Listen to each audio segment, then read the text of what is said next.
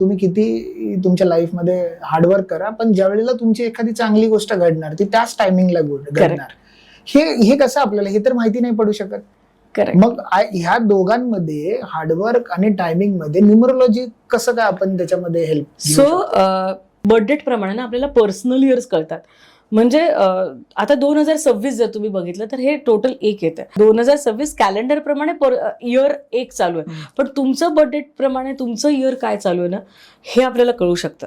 मग तुमच्या बर्थडेट प्रमाणे तुमचं पर्सनल इयर समजा 2 चालू असेल तर तुम्ही ह्या आत्ताचा इयर जे चालू आहे त्याच्याप्रमाणे कम्पेअर करून चेक करू शकता की तुमचं हे वर्ष कसं जाणार आहे.